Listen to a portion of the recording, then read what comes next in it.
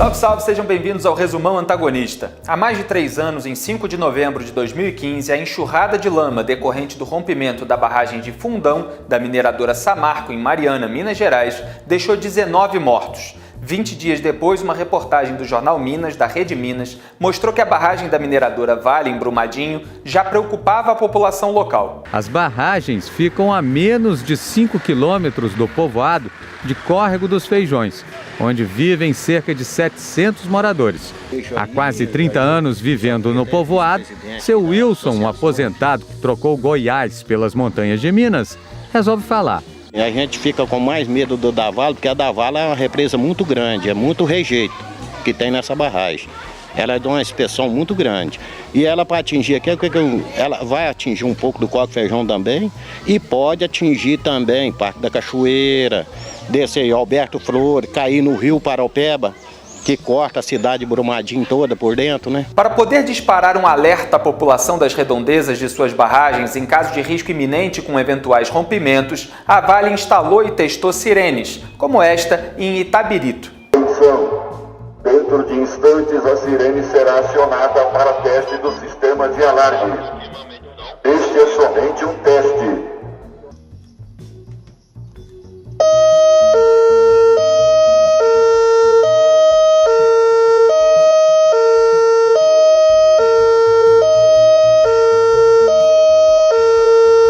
A Samarco, da qual a Vale é sócia, não pagou, no entanto, um mísero tostão das multas que lhe foram impostas pelo rompimento da barragem em Mariana, segundo o IBAMA. O total é de 350 milhões e 700 mil reais. No fim de 2017, o deputado federal Leonardo Quintão, do MDB, ainda retirou da medida provisória que criou a Agência Nacional de Mineração 2 dispositivos que aumentariam a fiscalização de barragens de rejeitos, como a de Brumadinho. Detalhe, quando se reelegeu em 2014, Quintão recebeu R$ 1.800.000 de mineradoras, 42% do total arrecadado por sua campanha. Em abril de 2018, o presidente da Vale, Fábio Schvartzman, exaltou as condições das barragens da empresa após declarar ao jornal Valor Econômico que, ao assumir o cargo em 2017, pediu uma revisão delas. Logo que comecei na presidência, pensei como era o estado das barragens. Se houvesse outro acidente como o de Mariana, minha gestão seria curta. Não sei se esse trabalho foi feito depois de Mariana ou se já era assim, mas hoje as barragens são impecáveis.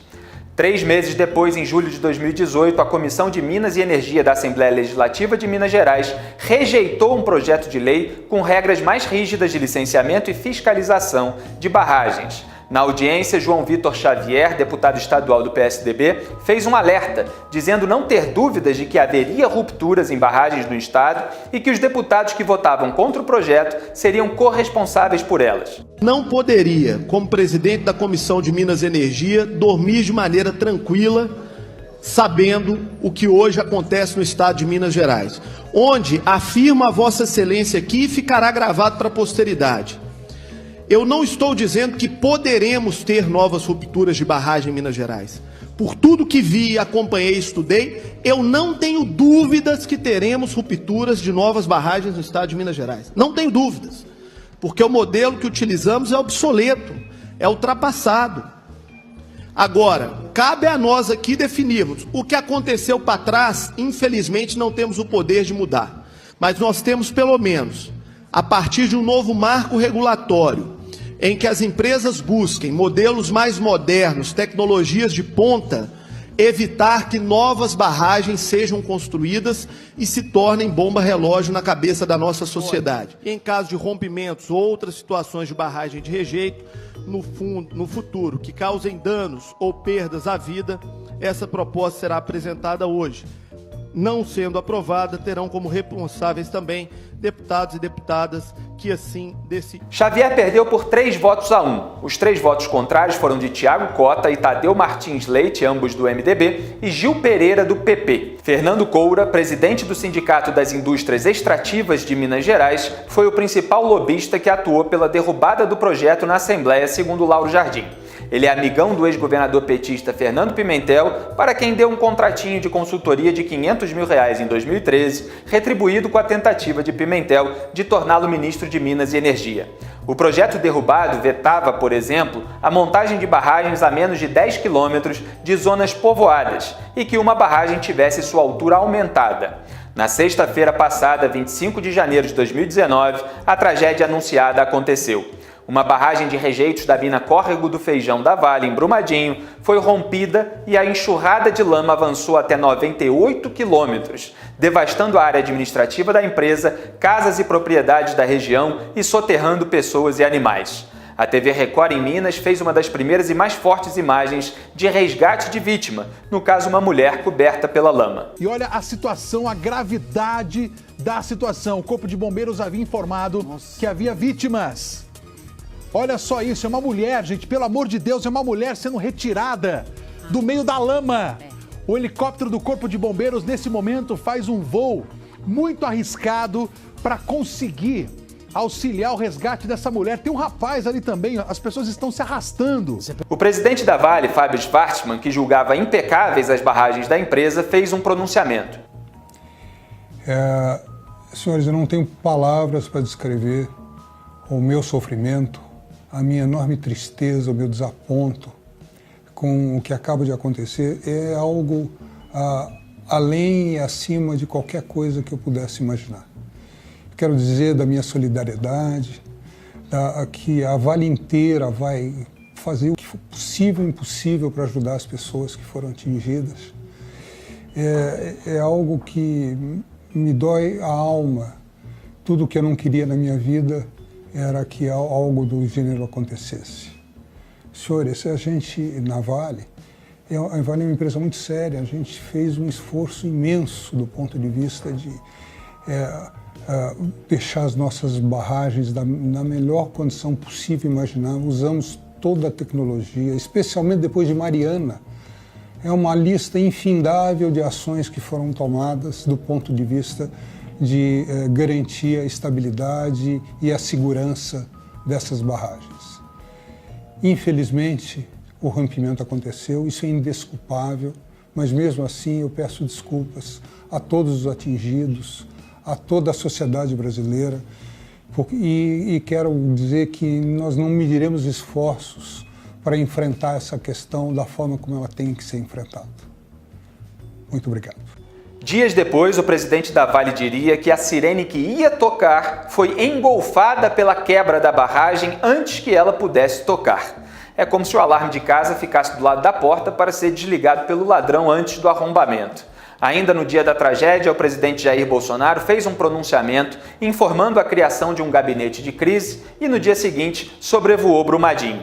Ele escreveu no Twitter: "Difícil ficar diante de todo esse cenário e não se emocionar. Faremos o que estiver ao nosso alcance para atender as vítimas, minimizar danos, apurar os fatos, cobrar justiça e prevenir novas tragédias como a de Mariana e Brumadinho para o bem dos brasileiros e do meio ambiente." Embora os bombeiros tenham resgatado cerca de 200 de sobreviventes nos primeiros dias, a primeira semana de buscas resultou num balanço de cerca de 100 de mortos, número que deve aumentar na segunda semana, e 259 desaparecidos, número que tende a diminuir à medida que outros corpos forem encontrados. Militares israelenses enviados pelo primeiro-ministro Benjamin Netanyahu, aliado de Bolsonaro, trouxeram equipamentos e participaram das buscas em Brumadinho. O tenente Pedro Ayara, porta-voz dos bombeiros, refutou as notícias iniciais de que a tecnologia de Israel não seria útil para o resgate. Esses equipamentos eles já têm se revelado úteis para as buscas, né? Eles tiveram 3 tipos principais de equipamentos. Alguns equipamentos eles dizem respeito ao mapeamento, né, dos celulares.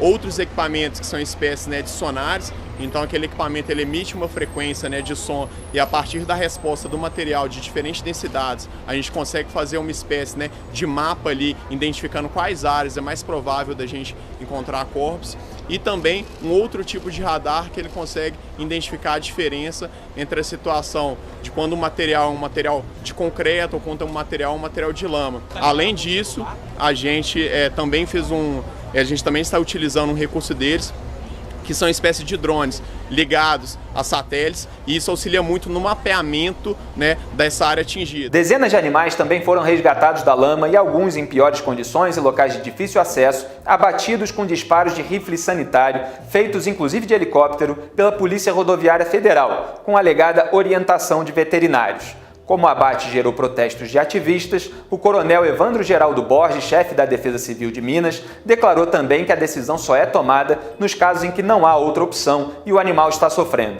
As ações da Vale despencaram e a empresa teve 5 bloqueios de recursos determinados pela Justiça, totalizando 12 bilhões e 600 milhões de reais. A Vale anunciou ainda a doação voluntária de R$100 mil a cada família de vítima do rompimento da barragem, independentemente de indenizações a serem impostas. 5 pessoas foram presas por ligação com a tragédia. Em São Paulo, a Polícia Federal prendeu os engenheiros Makoto Namba e André Yun Yasuda, que assinaram laudos feitos pela empresa alemã de auditoria TÜV SÜD em 2018, que atestaram a segurança da barragem. Em Minas Gerais, foi preso César Augusto Paulino, também envolvido com esse laudo. Os outros 2 alvos detidos em Minas são gerentes do complexo minerário Paraopeba, do qual faz parte a barragem da Mina do Feijão. Ricardo Oliveira, gerente de Meio Ambiente, Saúde e Segurança, e Rodrigo Arthur Gomes de Melo, gerente executivo operacional. Os 2 são responsáveis pelo licenciamento e funcionamento das estruturas. Que as investigações avancem e todos os culpados sejam punidos. Um outro episódio fúnebre isolado teve repercussão política nesta semana: a morte do irmão mais velho de Lula, Vavá, em decorrência de um câncer. A defesa do presidiário de Curitiba pediu ao STF que ele fosse autorizado a comparecer ao enterro. Com base em manifestações contrárias feitas pela Polícia Federal e pelo MPF, a juíza Carolina Lebos, da Vara de Execuções Penais de Curitiba, negou o pedido, gerando uma série de esperneios petistas nas redes sociais. Ela apontou que, segundo o artigo 120 da Lei 7.210, citado pela defesa, os presos poderão obter permissão para sair do estabelecimento mediante escolta quando ocorrer falecimento do irmão, mas que o verbo poder exprime noção de possibilidade, de modo que a decisão é conferida à autoridade competente, que poderá conceder ou não a permissão. Essa autoridade, de acordo com a lei, é o diretor do estabelecimento prisional, no caso o superintendente da Polícia Federal no Paraná, Luciano Flores, que listou os riscos apontados pela Diretoria de Inteligência da PF, como fuga ou resgate, atentados contra Lula ou agentes públicos, comprometimento da ordem pública e protestos. Luciano Flores apontou também problemas logísticos, inclusive com aeronaves, alegando que o deslocamento de helicópteros para o transporte de Lula poderia prejudicar os trabalhos humanitários em Brumadinho, e o de uma aeronave de asa fixa não poderia ser feito tão depressa. A juíza Carolina afirmou então que seu juízo não é insensível à natureza do pedido de Lula, mas ponderando-se os interesses envolvidos no quadro apresentado, a par da concreta impossibilidade logística de proceder-se ao deslocamento, impõe-se a preservação da segurança pública e da integridade física do próprio preso. E o que fez Dias Toffoli, atual presidente do STF? Buscou uma solução intermediária entre o pedido de Lula e os argumentos das autoridades. Por um lado, ignorou o entendimento da juíza Carolina sobre a permissão ser uma possibilidade, citou apenas genericamente a dignidade da pessoa humana e, mesmo considerando o relatório policial, na prática mandou a PF se virar, afirmando que nada do que foi apontado deve obstar o cumprimento de um direito assegurado ao preso. Por outro lado, mesmo permitindo a transferência do corpo de Vavá para uma unidade militar, autorizou Lula a se encontrar exclusivamente com os seus familiares e vedou o uso de celulares e outros meios de comunicação, bem como a presença de imprensa e a realização de declarações públicas, ou seja, nada de comício do chefão. Como se isso não bastasse para tirar o sentido da viagem de Lula, Vavá foi sepultado antes que desse tempo de Lula chegar ao cemitério em São Bernardo do Campo, de modo que o presidiário acabou tendo argumento para desistir de viajar. Resultado, o PT emitiu nota lamentando a decisão tardia do STF, sem citar Toffoli, claro, e criticando o que chamou de crueldade e vingança contra Lula, especialmente por parte da alegada PF de Sérgio Moro, alvo incontornável de qualquer esperneio petista. E o que fez Toffoli? Em vez de rebater argumentos da juíza Carolina, preferiu afetar superioridade com um ataque genérico sem citar nomes. Ele declarou que o juiz não pode acordar de manhã e decidir: vou solucionar tal problema da sociedade. Se um juiz quer ter desejos e ir além de sua função tradicional, que vá ser deputado. Uau! Como ele é superior, hein? Só não supera a própria necessidade de afagar o PT. Nem a decisão dele, nem a dela estavam juridicamente erradas, dada a margem de interpretação da lei e das circunstâncias específicas do caso. Mas na hora da conciliação, Toffoli normalmente acaba indo um pouquinho mais para o lado vermelho. No dia seguinte, a Polícia Federal deflagrou a Operação Quinto Ano, 59ª fase da Lava Jato, cumprindo 15 mandados de busca e apreensão e 3 de prisão temporária. A operação se baseou em delações premiadas, como a de Sérgio Machado, que apontaram pagamentos de propina em contratos do Grupo Estre com a Transpetro, subsidiária da Petrobras. Foram mais de 100 milhões de reais a agentes políticos, segundo a PF. Mas o destaque da coletiva foi a explicação de Luciano Flores sobre o caso de Lula e Vavá. Ou seja, imagine num cemitério em que há diversos portões, entradas, inclusive onde um helicóptero não pode nem descer. Imagine como seria transportar, seja de helicóptero ou de viatura, de um aeroporto como de Congonhas, onde vocês viram a confusão que foi o ano passado, não, no momento em que descobriram que estava sendo feita a colheita de declarações, a condução coercitiva, né, naquele outro episódio, tirar isso, levar até São Bernardo do Campo, em um cemitério. Olha a quantidade de policiais que deveria ser empregado para garantir o perímetro em volta do cemitério para que os manifestantes não chegassem até o local onde estaria o ex-presidente. Então, me parece muito óbvio a dificuldade e a responsabilidade do Estado como um todo para garantir um direito de alguém que está preso, inclusive pela lei de execuções penais, de ir até um velório ou um enterro de seu parente. Mas isso foi muito bem sopesado pelo Poder Judiciário quando disse que pode ser feito, não significa que deve ser feito. Cada caso tem que ser analisado.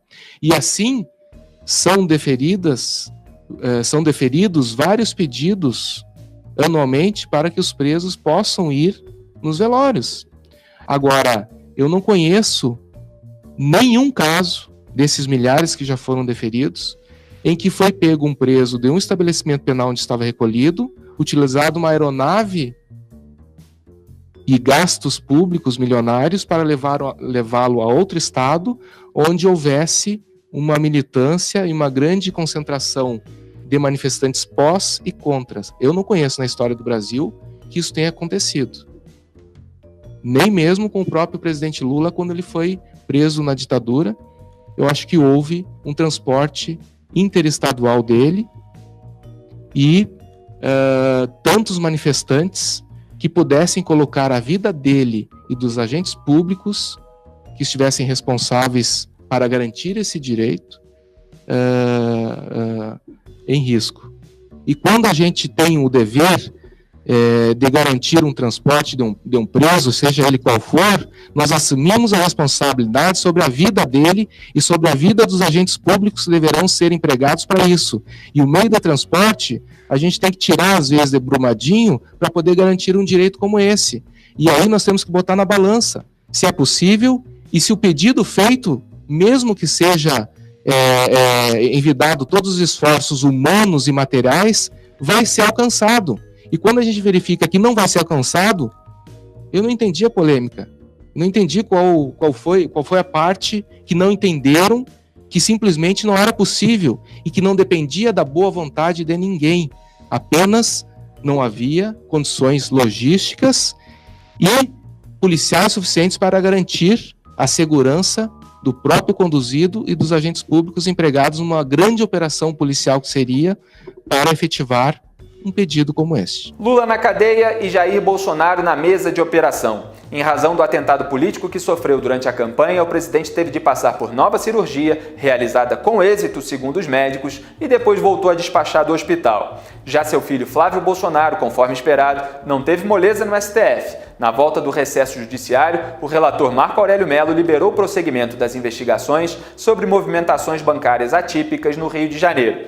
Flávio era deputado estadual à época dos fatos investigados. Em 2018, o STF havia decidido que o foro privilegiado de senadores e deputados federais pressupõe delito no exercício do mandato e a este de alguma forma ligado. Marco Aurélio decidiu que ter sido eleito senador, como é o caso de Flávio, não enseja o chamado elevador processual, ou seja, não faz o caso subir para o Supremo.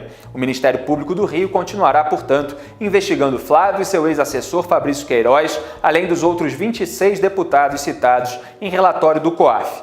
Entre eles, André Siciliano, do PT, que finalmente ganhou um espacinho na imprensa. As contas ligadas à sua assessora Elisângela Barbieri movimentaram 44.800.000 reais entre janeiro de 2011 e maio de 2017, por meio de uma agência do Itaú em Paracambi, cidade da Baixada Fluminense, da qual Siciliano já foi prefeito 2 vezes. Elisângela, porém, recebe atualmente R$ 5.000 de salário em valores líquidos. De acordo com o Globo, o volume de saques em espécie dela e de seu marido, Carlos Alberto Dolavale, ex-assessor de Siciliano, também alertou o COAF, R$ 1.400.000 em 185 operações, uma média de R$ 7.600 por saque. Além disso, as 3 contas ligadas a Elisângela receberam R$ 448.000 em depósitos de uma empresa do deputado federal eleito Gelson Azevedo, amigo de Siciliano. De uma empresa de Gelson, Elisângela recebeu R$ 54.000, seu marido R$ 103.000 e o pai dela R$ 241.000, sendo que o pai, Benjamin Barbieri, é um aposentado que tem renda declarada de R$ 5.000. Detalhe desses valores, R$ 275.000 entraram nas contas ligadas à assessora em 2016, quando Siciliano estava em campanha para prefeito de Japeri, antes de ser derrotado pela 3ª vez. Naquele ano, as doações de empresas a candidatos já estavam proibidas por lei, mas Siciliano, claro, disse que não sabe o motivo das transferências, negou que tenham sido uma maneira de financiar sua campanha e declarou ainda que não existe rachadinha em seu gabinete e que seus funcionários darão as devidas explicações. Em campanha de 2012, como mostrei no Antagonista, o petista já teve como cabos eleitorais os atuais presidiários Sérgio Cabral, condenado a 198 anos de prisão, Lula, condenado a 12 anos e 1 mês, e Luiz Fernando Pezão. Em 2006, depois de eu ter passado pelo mandato de deputado estadual, onde eu conheci o André Siciliano, eu fui presidente da Assembleia Legislativa há 8 anos. Em 98, o André Siciliano se elegeu, eu me reelegi para o meu 3º mandato. Naquela ocasião, eu havia sido o deputado mais votado do Brasil e fui reeleito presidente da Assembleia, e o André foi eleito meu vice-presidente, e ali eu pude conviver com o André Siciliano 2 anos, até que ele saiu para ser prefeito de Paracambi. Depois eu fui eleito senador, e a gente acompanhando o processo de decadência econômica do estado do Rio de Janeiro. Quando chegou em 2006, nós estabelecemos com o presidente Lula uma parceria importante para mudar a história do estado do Rio de Janeiro. Vai ser um prazer trabalhar com você. É um prazer trabalhar com você. Você vai fazer o Bolsa Família Japeri, aí você vai ver o que vai acontecer. Dinheiro da Dilma, dinheiro nosso e dinheiro da Prefeitura de Japeri. O Pezão, que é o maior tocador de obras do Brasil, foi prefeito de Piraí. Pezão foi presidente da Associação dos Prefeitos do Estado, foi presidente do André. Por isso que o André tem tanto respeito por ele. E o Pezão falou uma coisa aqui muito importante. Vocês têm a faca e o queijo na mão. É dinheiro da Dilma, é dinheiro do Estado e um grande prefeito. Aqui em Japeri, vamos acabar com o faroeste, vamos eleger uma pessoa de bem, vamos eleger o André Siciliano. É 13! É 13! É 13! Japeri é um sonho para a cidade. Eu conheço o Assina Embaixo, é um grande gestor, um grande administrador e vai fazer uma revolução nessa cidade, com o nosso apoio da Dilma. E nessas eleições temos uma decisão importante a tomar. Escolher a pessoa que vai cuidar da nossa cidade nos próximos 4 anos. E a boa relação entre os municípios e o governo federal é muito importante. Por isso, no dia 7 de outubro, vote André Siciliano. Vote 13. Que time, hein? Quem teve moleza, mas do STJ, foi Beto Richa. O ministro João Otávio de Noronha mandou soltar o ex-governador tucano do Paraná, suspeito de envolvimento em crimes na concessão de rodovias do estado. Dessa vez, Richa nem precisou esperar por Gilmar Mendes. Enquanto isso, o Congresso Nacional viveu os bastidores das eleições para a presidência de suas casas legislativas. Para ser candidato a presidente do Senado, Renan Calheiros, alvo de 14 inquéritos no STF, venceu a disputa interna no MDB contra Simone Tebet por 7 votos a 5. O que diz muito sobre o MDB, claro. Dos 7 de Renan, 3 vieram de ex-ministros de Dilma Rousseff: Eduardo Braga, Marcelo Castro e Fernando Bezerra. Outro de Eduardo Gomes, que Renan trouxe do Partido Solidariedade só para votar nele. Outro de Jader Barbalho, velho parceiro de Renan como alvo de inquéritos da Lava Jato, como aquele que apura se Renan, Jader e Delcídio do Amaral receberam 5 milhões de dólares para manter Nestor Cerveró na diretoria internacional da Petrobras. E outro que apura se Renan, Jader e Aníbal Gomes receberam propina em esquema da estatal. Outro voto em Renan veio de José Maranhão, cacique de 85 anos e parceiro de longa data escalado para presidir a sessão de votação, de modo que já existiria um acordo entre os dois para que Maranhão fizesse avançar a votação secreta que poderia favorecer Renan, bem como a necessidade apenas dos votos da maioria simples dos presentes. E o 7º voto em Renan no MDB foi o do próprio Renan, claro, aquele que afirmou na véspera no Twitter que nunca cogitou e não postulou ser presidente do Senado. Detalhe, o resultado da votação interna saiu logo depois da divulgação dos áudios de conversas de Renan com Joesley Batista e o ex-executivo da JBS, Ricardo Saldi, interceptadas pela PF, nas quais Renan, então presidente do Senado, festejava com eles a eleição de Dilma em 2014 e depois discutia uma nomeação para o Ministério da Agricultura, pasta de alto interesse para os negócios da gigante das carnes. Renan diz no áudio que está construindo esse cenário com ela, em aparente referência a Dilma. Tem um cenário que eu estou construindo com ela, de levar o Vinícius, que é ministro do Turismo, para ser o secretário executivo. O Vinícius é o ministro do Turismo. Então, eu acho que era importante a gente conversar um pouco sobre uma estratégia, tá? Mas é claro que negócios de Renan com a JBS não surpreenderam, muito menos demoveram 7 MDBistas a votarem nele. Assim como o codinome Botafogo de Rodrigo Maia, em planilha de propina da Odebrecht, não demoveria deputados federais, já que ele chegou à sexta-feira como favorito. A oposição a Renan buscou impedir as manobras dele e tentou se articular reduzindo o número de candidaturas. A de Davi Alcolumbre, do DEM, ganhou força, mas também restaram outras, como as de Álvaro Dias, do Podemos, Ângelo Coronel, do PSD, Regufe, sem partido, Major Olímpio, do PSL e, acredite, Fernando Collor, do PROS. E os vencedores foram... Rodrigo Maia, 334 votos, portanto, eleito presidente da Câmara para a legislatura número 56. Sobre a votação, para demonstrar que esse processo não é democrático, eu queria lhe dizer que o Davi não é Davi, o Davi é o Golias. Ele é o novo presidente do Senado e eu retiro a minha candidatura, porque eu não vou me submeter a isso. Atenção, senhores senadores. Renan Calheiros, 5 votos. Ângelo Coronel, 8 votos. Regufe, 6 votos. Collor, 3 votos. Espiridião Amin, 13 votos. Davi Alcolumbre, 42 votos.